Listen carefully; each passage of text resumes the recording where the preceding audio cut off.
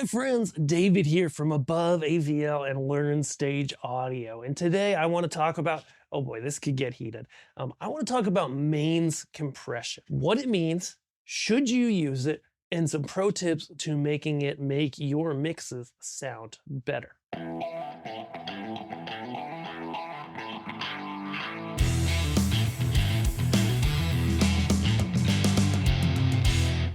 So, a little bit of backstory is I am definitely somebody who, for many years, was anti mains compression. Just like, no, I don't want extra compression on there. It's not going to help me. Blah, blah, blah, blah, blah, blah. Okay. But then one time I was working with a really talented audio engineer, and he said, hey, you really should consider just some mains compression. And he gave me some tips that really made me change my mind. And then when I spent time in virtual sound check, A-Bing things, and really working with stuff, I took it from like a base level of like, hey, that makes my mix sound a little better, all the way to, wow, that does a lot. Now, how do we get there? Okay, so the reason I was so against mains compression, I think, for a long time, was that the only times I had really seen it used, people were using it as like a limiter per se. Like, hey, if it starts to get too loud, we're just gonna push down. Like I'm thinking of like churches with analog sound consoles where they come out of the mains and, even out of the main output into a comp before they hit their speakers. And it's purely there so that if it starts to get too loud, it crushes everything. And this never sounds great. It is inserted basically before the main fader level. Okay, so if you push the main fader up or down a little, again, you don't, typically in a live event, you don't want to move it a lot, but for emphasis, sometimes it makes sense to move it a little. It will not change the levels going in and out of the mains compression. Okay, it will still let you get it louder or softer, etc. So what is mains compression for?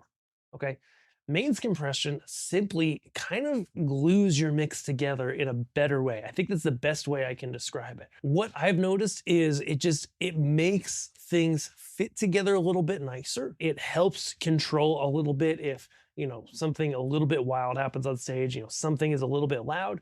It just kind of tames that out and just helps things feel more cohesive. I think that's the best way to describe it. Okay, so the biggest thing about mains compression is soft and gentle. That's the key. And there's a few ways that I've found that really make mains compression rock.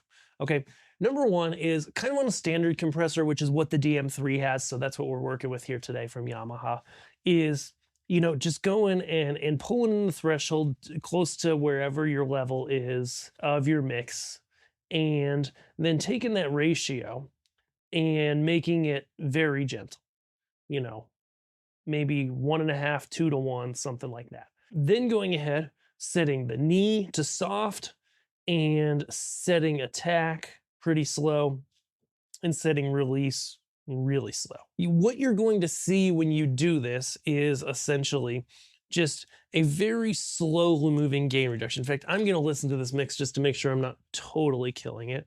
And I wasn't planning on including the mix, but let's include it in the audio. So we'll turn it off.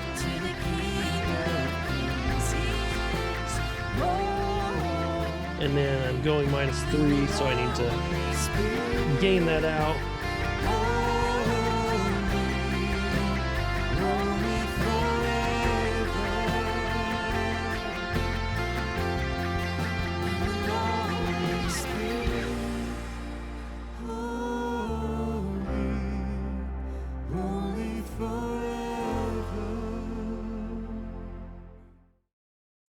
I don't know how apparent that comes on the recording, but in the room, listening on my headphones, it definitely makes a little bit of an impact. And here are a few tips that I definitely have is I've found that my biggest preference for mains compression is, especially on digital consoles, is if it has a analog emulation of some kind of compressor, particularly a very slow one, like I believe the LA2A type compressor, a very slow responsive tube type compressor, that tends to be my go-to. I like to go with, maybe 4 to 6 dB of compression.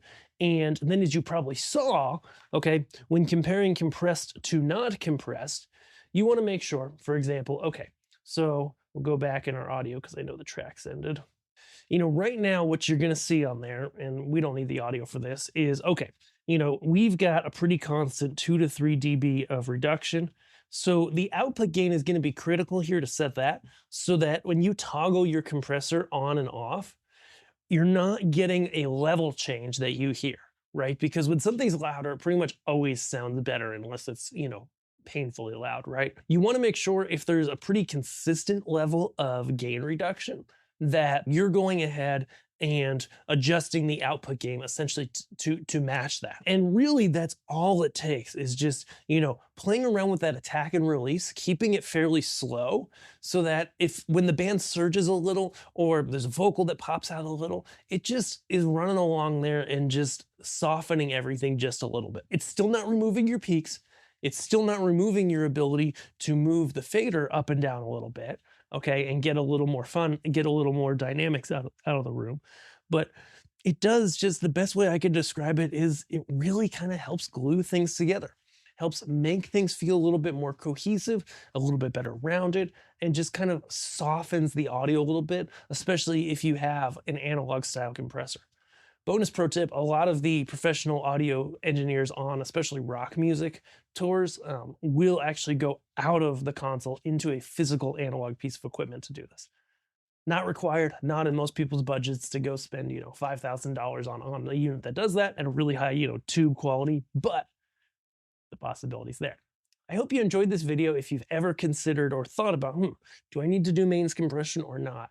It really is and can be a really helpful tool that can help you as you're mixing. Of course, like anything, you got to watch what you're doing and make sure you're not feeding like a ton of signal into it, because then your gain reduction is going to kind of go through the roof and things aren't going to get any louder. But keeping things kind of in their lane where you want it, having a little gain reduction when things get louder, and having it be slow and gentle can really help your mix pop and really kind of glue things together in a new way that you might not have experienced before. Give it a try, and thank you guys so much for watching. If you're new here, be sure to subscribe, and we'll see you guys in our next video.